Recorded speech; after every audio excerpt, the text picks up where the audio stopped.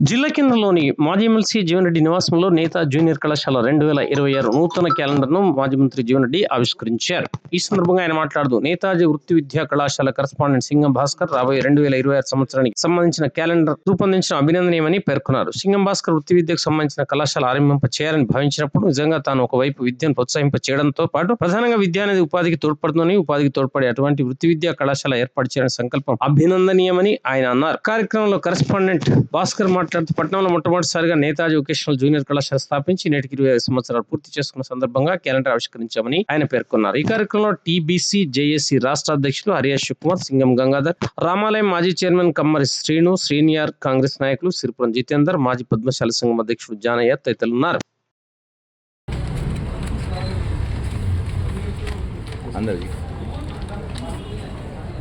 Junior కళాశాల 2026 క్యాలెండర్ను గౌరవనీయులు మాజీ మంత్రి గారు జీవన్ రెడ్డి గారు ఆవిష్కరించారు. నిజంగా ఈ కళాశాలకు కూడా ఒక గర్వకారణం. మరి నేతాజీ కళాశాలలో వొకేషనల్ కోర్సులని మరి నిరుద్యోగులకు కోసం ప్రత్యేకంగా నిర్వహిస్తున్నారు. మరి అలాంటి ఫీజులు కూడా గవర్నమెంట్ నిర్ణయించిన రేటే, మన పుస్తకాలు కూడా భాస్కర్ గారు ఉచితంగా వారు అందజేస్తున్నారు. మరి ఈ కళాశాలలో చేరితే మరి ఇప్పుడు నిరుద్యోగులైన వారు, ఏదైనా మన ప్రైవేట్ ఉద్యోగాలు చేసుకునేవారు మరి ఇందులో చేరి డైరెక్ట్గా మనది ఫీజు కడితే ఇంటర్ కానీ డిగ్రీ కోర్సులకు కానీ మరి వారు చేసుకొని మరింత వేరే ఉద్యోగాల కోసం కూడా మరి ఈ డిగ్రీ కోర్సులు చేసిన తర్వాత ఉద్యోగాలు కూడా పొందే అవకాశం ఉంది.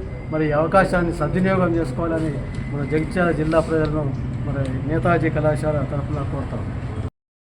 వృత్తి విద్యా కళాశాల కరస్పాండెంట్ మిత్రుడు సింగం భాస్కర్ గారు ఏదో ఈరోజు రాబోయే 2026 సంవత్సరానికి సంబంధించిన క్యాలెండర్ ఆవిష్కరణ చేయటం అభినందనీయం.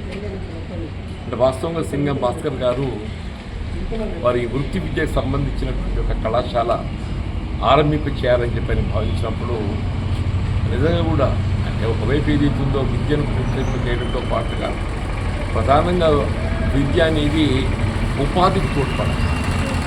అటువంటి ఉపాధికి తోడ్పడే అటువంటి ఒక వృత్తి విద్యా కళాశాల అని ఏర్పాటు చేయాలనే ఒక సంకల్పం అభినందనీయం. వాళ్ళ ఆయన గడిచిన దాదాపు 2 దశాబ్దాలు గడుస్తుంది అనుకుంటా. నేను 2 దశాబ్దాలు పై గడుస్తుంది.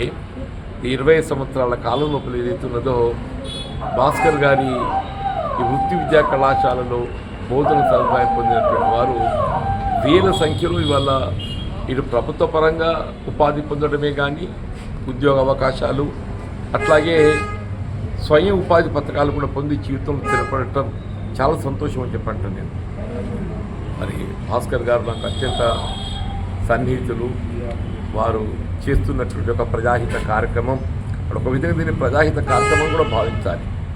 ఇప్పుడు ఆయన ఉపాధి పొందడంతో పాటుగా అందులో బోధకులుగా చేరినటువంటి వారికి మరి తోడ్పడుతూ విద్యను అభ్యసించేటువంటి వారికి కూడా జీవితంలో స్థిరపడే అవకాశం కల్పిస్తున్నందుకు మరొకసారి నేను హృదయపూర్వకంగా అభినందిస్తూ రాబోయే 2026 సంవత్సరం ఇవాళ మన జగిత్యాల ప్రాంతమనే కాకుండా యావత్ తెలంగాణ రాష్ట్రం మన భారతదేశానికి ఏదైతుందో ఒక భవిష్యత్తు నిర్దేశింపచేయటం లోపల ఏదైతుందో మన దేశాన్ని అగ్రస్థానంలో నిలిచే విధంగా మరి ఆ ప్రభువు ఆశీర్వదిస్తాడని చెప్పని ఆశిస్తూ భాస్కర్ గారిని మరొకసారి అభినందిస్తున్నాను.